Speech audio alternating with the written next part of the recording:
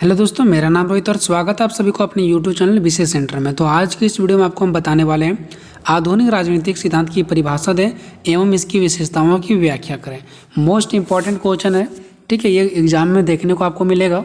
ठीक है, तो हम पहले ये जानने का प्रयास करेंगे कि आधुनिक राजनीतिक सिद्धांत आखिर है क्या, फिर इसका परिभाषा जानने का प्रयास करेंगे और फिर इसके विशेषताओं की व्याख्या करना हम लोग सीखेंगे। ठीक है, आधुनिक राजनीतिक सिद्धांत से रिलेटेड कोई भी अगर आपके पास क्वेश्चन आता है, आपको आंसर यही डाल के आना है।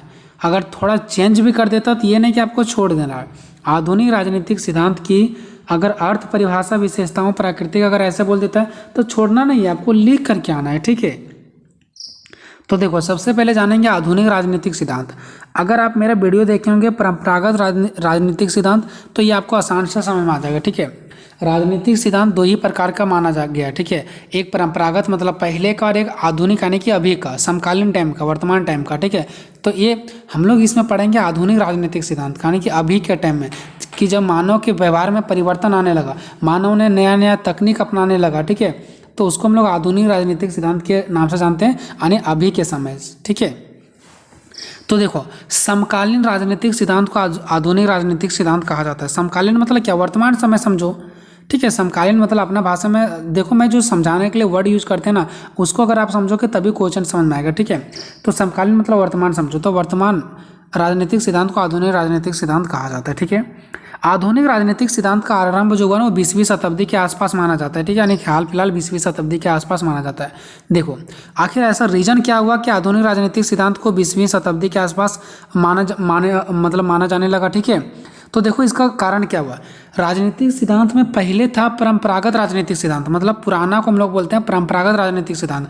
क्या रीजन हुआ कि परंपरागत धीरे धीरे मिट गया और उसके जगह में आधुनिक आ गया, नया चीज आ गया। तो देखो, रीजन क्या हुआ।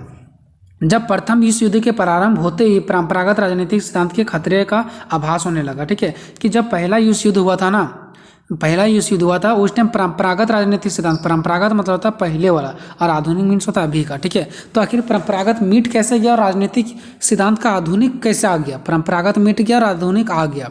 तो इसका रीजन है कि जब प्रथम विश्व युद्ध शुरुआत हो रहा था ना, तो उस टाइम परंपरागत राजनीतिक सिद्धांत का जो पैर है ना, वो डगमगाने लगा। ठीक है, खतरे का आभास होने लगा। ठीक है, तो द्वितीय विश्व युद्ध के बाद वास्तविकता में बदल गया और ये वास्तविकता यही हुआ कि द्वितीय विश्व युद्ध के बाद ये खत्म हो गया। ठीक है, द्वितीय विश्व युद्ध के बाद उत्पन्न जटिल राजनीतिक व सामाजिक परिस्थितियों में परंपरागत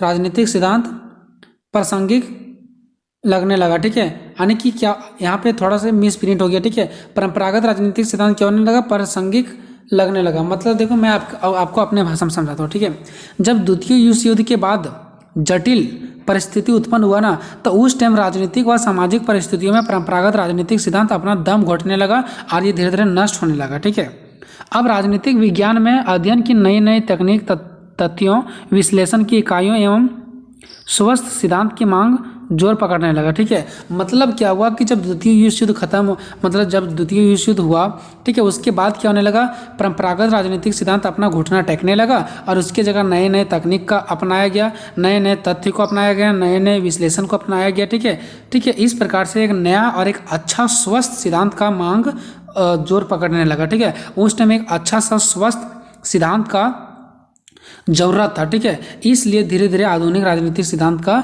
आविष्कार होने लगा। ठीक है, चार्ल्स जो एक व्यक्ति थे, ठीक है, यानी विचारक थे, तो चार्ल्स ने अपने पुस्तक में यह स्पष्ट कर डाला, उसने अपने पुस्तक में ये लिख भी दिया था कि राजनीतिक विज्ञान को नया मार्ग तलाशना पड़ेगा, कि जो राजनीतिक विज्ञान है ना, उसको एक नया मार्ग, नया रास्ता अपनाना पड़ेगा, पुराना रास्ता से नहीं चलने वाला है। ठीक है, इसीलिए तो परंपरागत यानी कि पुराना राजनीतिक सिद्धांत खत्म हो गया और उसके जगह आधुनिक यानी कि नया राजनीतिक सिद्धांत आया।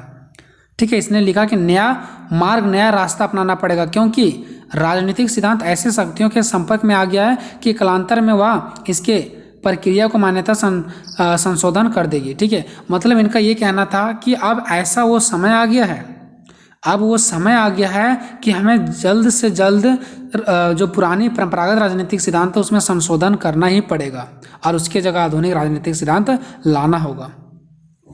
ठीक है, तो ये आप लोगों को पूरा बात समझ में आया होगा। ठीक है, अब चलते हैं यहाँ पे इधर 1953 की बात है, जब डेविड ठीक है, डेविड स्टन लिखा गया, ठीक है, डेविड ईस्टन है, ठीक है।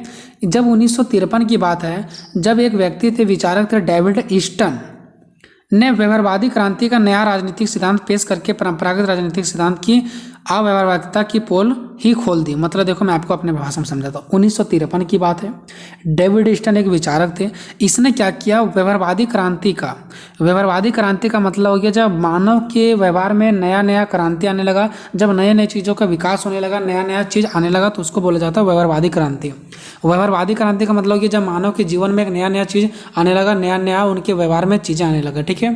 तो उस टाइम जब व्यवहारवादी क्रांति का नया राजनीतिक सिद्धांत पेश होने लगा, उस टाइम क्या हुआ, परंपरागत राजनीतिक सिद्धांत की या व्यवहारिकता की पोल खोल दी। मतलब जो परंपरागत राजनीतिक सिद्धांत था, पुराना राजनीतिक सिद्धांत ना, उसको पोल खोल दिया, ठीक है। तो समझ गए, 1953 में डेविड ईस्टन ने क्या किया, जो परंपरागत राजनीतिक सिद्धांत है उसका पोल खोल दिया, मतलब उसको नीचा दिखाया गया, ठीक है। और डेविड ईस्टन और जो अन्य विचारक थे, उन्होंने राजनीतिक सिद्धांत को आधुनिक बनाने का जोर डाला। मतलब वो 1953 में डेविड ईस्टन ने परंपरागत राजनीतिक सिद्धांत का पोल खोल दिया, ठीक है, और उसको खत्म करने का प्रयास किया गया। और डेविड ईस्टन के साथ साथ अन्य दूसरे विचारक भी मिल गए इसके साथ, और उसने क्या किया, परंपरागत राजनीतिक सिद्धांत को मिटा करके आधुनिक बनाने पर जोर डालने लगा, ठीक है। अब यहाँ पे दो विचारक हैं, ब्लूम और एक कैटरिंग। इसने दो विचारक है जो कि आधुनिक राजनीतिक सिद्धांत का परिभाषा भी दिया है।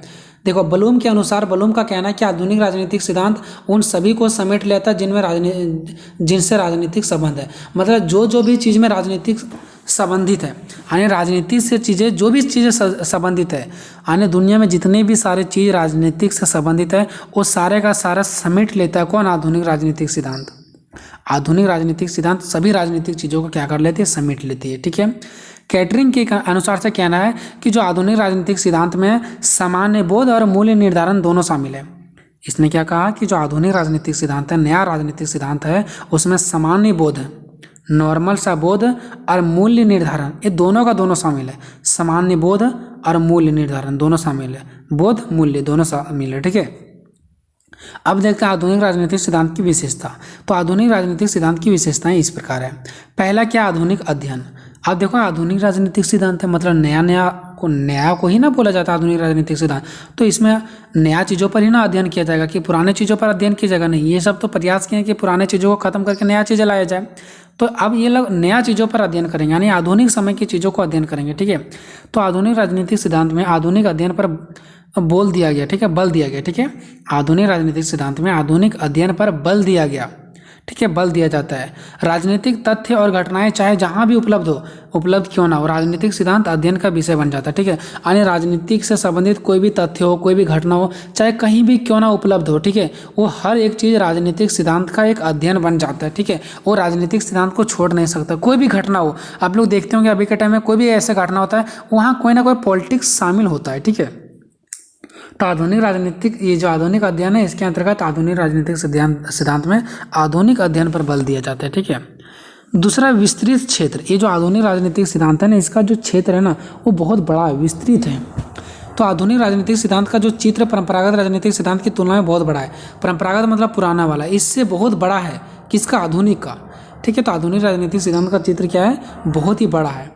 इसके अंतर्गत राज्य सरकार का अध्ययन के अलावा विभिन्न समस्याओं के व्यक्ति के साथ जोड़कर राजनीतिक व्यवहार का अध्ययन किया जाता है। मतलब क्या, इनका जो होता है ना आधुनिक राजनीतिक सिद्धांत में, सिर्फ राज्य और सरकार का अध्ययन नहीं, राज्य और सरकार के अलावा अन्य तथ्यों पर भी इसका अध्ययन किया जाता है और समस्याओं का हल किया जाता है, ठीक है। तीसरा, वैज्ञानिक पद्धति का विकास। और जो आधुनिक राजनीतिक सिद्धांत को वैज्ञानिक पद्धति का भी विकास कहा जाता है। क्यों? क्योंकि आधुनिक राजनीतिक के टाइम में, जो आधुनिक के समय में क्या हुआ था कि बहुत ज़्यादा विकास हुआ था, बहुत ज़्यादा वैज्ञानिक पद्धति का उपयोग किया गया था, नए नए चीज़ों का उपयोग किया गया था, नया नया विचार का उपयोग किया गया था, ठीक है। इसलिए इसको वैज्ञानिक पद्धति भी कहा जाता है, ठीक है। चौथा, अनुभाविक अध्ययन। इसमें अनुभाविक अध्ययन भी कहा जाता है क्योंकि इन विद्वानों के पास एक अनुभव था, ठीक है, कोई भी चीज़ों का, ऐसा नहीं कि जैसे तैसे थे इन लोग। आधुनिक राजनीतिक विद्वान राजनीतिक विज्ञान को अच्छा विज्ञान बनाने के लिए राजनीतिक तथ्यों के संकलन, मापन व अध्ययन की नवीन तकनीकों अपनाने पर जोर दिया। यानी कि इन लोगों के पास इतना अनुभव था ना कि इन लोग नए नए तकनीकों को अपनाने पर बल दिया गया, ठीक है, क्योंकि ये जो विद्वान थे इनके अंदर एक अनुभव था। 5वां, परंपरागत सीमाएं छोड़कर अध्ययन। अब ये जो आधुनिक लोग थे इनको परंपरागत राजनीतिक से इतना अध्ययन मतलब घिरना हो गया था, इतना ज़्यादा दुश्मनी हो गया था कि ये परंपरागत सीमाएं को छोड़ दिया। और उनको देखो होता है ना कि बहुत लोग होता है कि चलो हम नए नए चीज़ों का अध्ययन कर रहे हैं तो पुराने चीज़ों को भी शामिल करें, लेकिन नहीं, इन लोग पुराने चीज़ों को बिल्कुल छोड़ देते थे। ठीक है, तो आधुनिक राजनीतिक सिद्धांत के अंतर्गत राजनीतिक विद्वान अध्ययन की परंपरागत सीमाओं को छोड़कर ही अपना कार्य करते थे, पुराने चीज़ों को शामिल नहीं करते थे। ठीक है, एंड लास्ट हमारा छठा पॉइंट है समस्या समाधान का प्रयास। कि आधुनिक राजनीतिक कार्यों ने जो आने के आधुनिक राजनीतिक सिद्धांत के अंतर्गत जो कार्य करने वाले थे ना, उन लोगों ने समस्या के समाधान पर विशेष बल देने का प्रयास किया कि समस्या कहाँ पे है, इनका निराकरण कैसे किया जाना चाहिए, इस पर विशेष बल दिया है। ठीक है, तो इस प्रकार से मेरा ये क्वेश्चन खत्म हो गया कि आधुनिक राजनीतिक सिद्धांत की परिभाषा और इसकी विशेषताओं का वर्णन करें। ये वीडियो आपको कितना हेल्पफुल लगा आप लोग कमेंट में जरूर बताना। आगे कौन सा वीडियो चाहिए, कहाँ पे आपको दिक्कत हो रहा है। ठीक है, मिलेंगे नेक्स्ट वीडियो में, तब तक जय हिंद जय भारत।